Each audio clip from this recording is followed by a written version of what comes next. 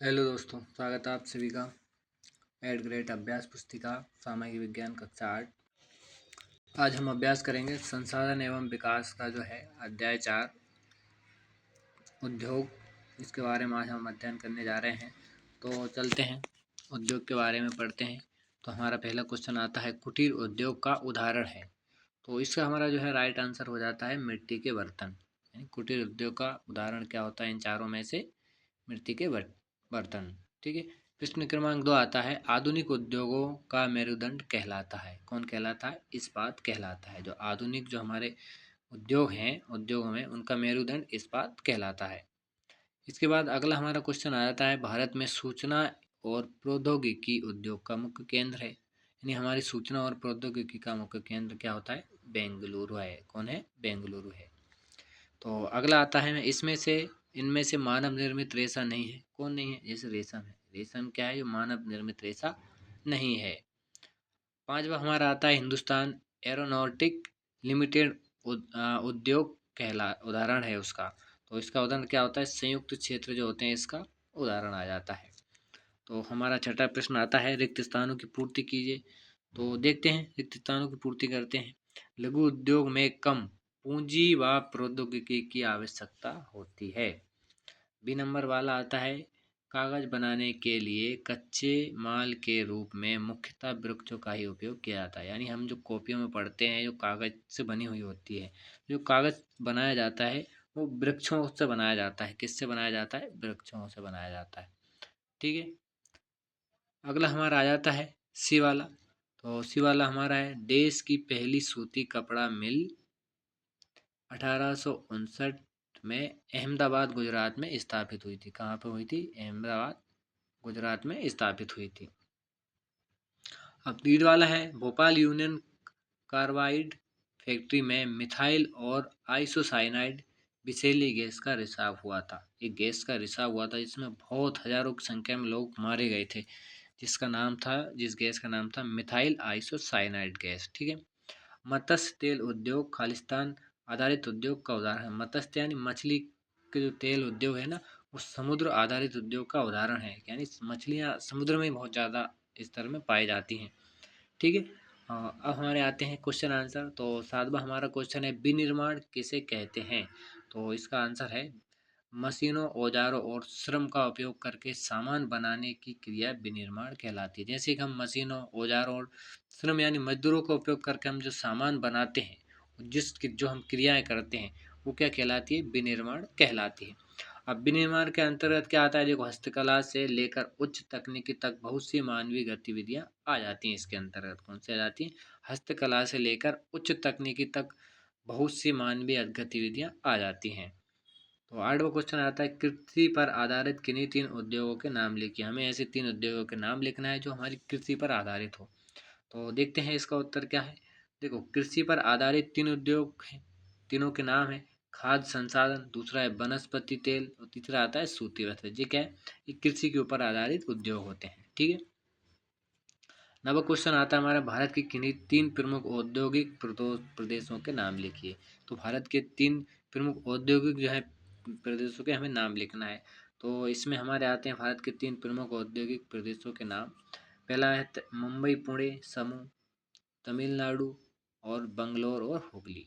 ठीक है। बेंगलोर भी बोल सकते हैं, बेंगलोर। ठीक है। 10वां प्रश्न आता है हमारा, औद्योगिक दुर्घटना को कम करने हेतु किए जाने वाले उपाय लिखिए। तो इसका हमारा आंसर आता है, औद्योगिक घटना को कम करने हेतु किए जाने वाले उपाय निम्न है। निम्न क्या है? पहला है, घने बसे आवासीय क्षेत्रों को औद्योगिक क्षेत्रों से अलग रखा जाता है। दूसरा है, विषैले पदार्थों के भंडारण क्षमता की सीमा होना चाहिए। तीसरा हमारा आता है, उद्योगों में प्रदूषण नियंत्रण के उपाय को उन्नत किया जाना चाहिए। ठीक है। तो ये हमारे क्या हो गए? औद्योगिक दुर्घटना को कम करने के लिए हमारे कुछ उपाय हो गए थे। ठीक है। अगला हमारा आ जाता है 11वां क्वेश्चन। 11वां क्वेश्चन है, सनशाइन सनराइज उद्योग किसे कहते हैं? ये हमारा क्वेश्चन है, सनराइज उद्योग किसे कहते हैं या किसे कहा जाता है? ठीक है। तो इसका हमारा आंसर आ जाता है,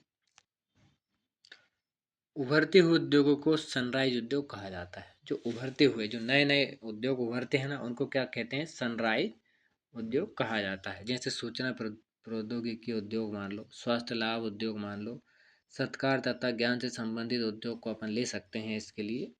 ये क्या है, ये उभरते हुए उद्योग हैं, ठीक है, जिनको अपन सनराइज कहते हैं।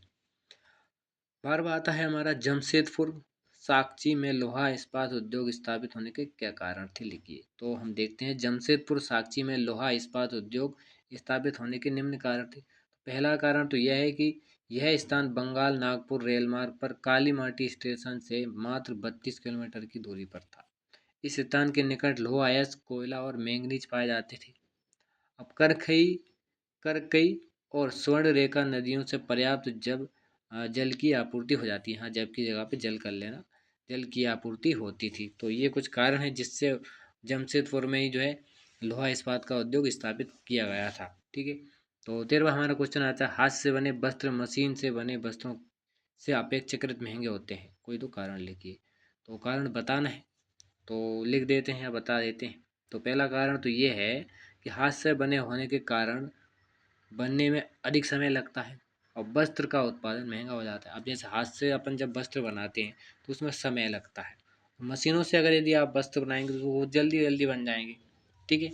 और दूसरा, अब इसी कारण है कि वो वस्त्र महंगे हो जाते हैं। तो दूसरा हमारा आ जाता है गुणवत्ता और डिजाइनों की विशेषता के कारण ये वस्त्र अधिक मूल्यवान हो जाते हैं। उनकी गुणवत्ता और उनमें जो अलग तरीके से हाथ से हस्तकलाएँ द्वारा करके उसमें अलग अलग डिजाइनें दी जाती है, इससे क्या होता है, उनका वस्त्र जो है मूल्यवान होते हैं। क्या होते हैं? मूल्यवान होते हैं। प्रश्न 14 आ जाता है हमारा, संयुक्त राज्य अमेरिका के ग्रेट लेक्स नाम से प्रसिद्ध 5 झीलों के नाम लिखिए। तो 5 झीलों के नाम लिखते हैं। संयुक्त राष्ट्र अमेरिका में ग्रेट लेक्स नाम से प्रसिद्ध 5 झीलों के नाम हैं। एक तो है आर्टोरियो, एरी, यूरन और मिशिगन और सुपीरियर हो गया। क्या हुआ है? और सुपीरियर हो गया। इसके बाद हमारा अगला 15वां क्वेश्चन आ जाता है, पिट्सबर्ग लोहा इस्पात उद्योग का वर्णन कीजिए। क्या है? पिट्सबर्ग लोहा इस्पात उद्योग का वर्णन कीजिए।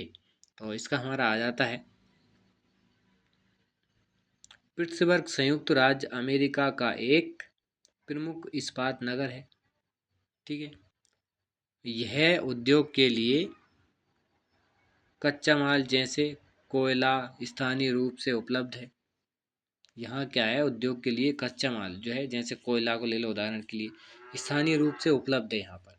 जबकि लोहा अयस्क 1500 किलोमीटर दूर मिनेसोटा से आता है, ठीक है। अब इसके बाद अगला हमारा आता है, पता लगाइए कि यदि आपके आसपास के क्षेत्र में कोई उद्योग है तो वहाँ किस प्रकार का कार्य होता है तथा वहाँ पर कार्य करने वाले लोगों को क्या क्या सुविधा दी जाती है। तो इसका उत्तर बहुत सिंपल है। हमारे आसपास के क्षेत्र, इस क्षेत्र की जगह पे क्षेत्र कर लेना, यहाँ थोड़ी मिस्टेक हो गई है। हमारे आसपास के क्षेत्र में सीमेंट उद्योग, कोयला उद्योग, कपड़ा उद्योग है। अब इन उद्योगों में सीमेंट, कोयला, कपड़ा बनाने का कार्य किया जाता है। वहाँ पर कार्य करने वालों को रोटी, कपड़ा, मकान आदि सुविधाएं दी जाती हैं, ठीक है।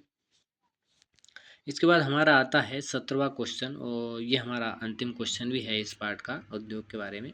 तो झोंका भट्टी किस प्रकार कार्य करती है, उसका एक नामांकित चित्र भी बनाइए। यानी हमें झोंका भट्टी किस प्रकार कार्य करती है उसके बारे में इसमें बताना है। तो चलिए देखते हैं। तो ये रहा इसका आंसर, तो हम इसमें लिखेंगे।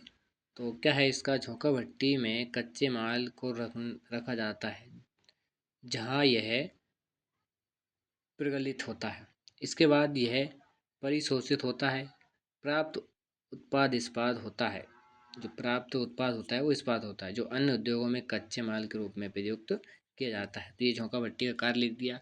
और ये जो हमने झोंका भट्टी का नामांकित चित्र दे रखा है, इसको आप आसानी से देखकर बना सकते हैं। थोड़ी देर स्क्रीनशॉट ले सकते हैं या मोबाइल को रोक सकते हैं। तो इसमें जैसे अपन यहाँ देखेंगे, ये लोहा अयस्क है, ये चूना पत्थर हो गया, और ये चूना पत्थर और कोक हो गया जी अपना यहाँ पे। इसके अलावा यहाँ ये झोंका भट्टी है ये पूरी, ठीक है। यहाँ गर्म वायु दी जा रही है, ये धातु मल है, और प्रगलित लोहा है, जो लोहा जो प्रगलित हो रहा है ये वो हो जाता है यहाँ पे, ठीक है। तो आप इसको बड़ी आसानी से बना सकते हैं। तो आशा है आपको ये पार्ट समझ में आया होगा। हम उम्मीद करते हैं आपको किसी प्रकार की समस्या नहीं आएगी। यदि आपको किसी भी तरह की समस्या आती है तो आप कमेंट ज़रूर करें, जल्दी ही आपकी समस्या का समाधान किया जाएगा। तब तक के लिए जय हिंद।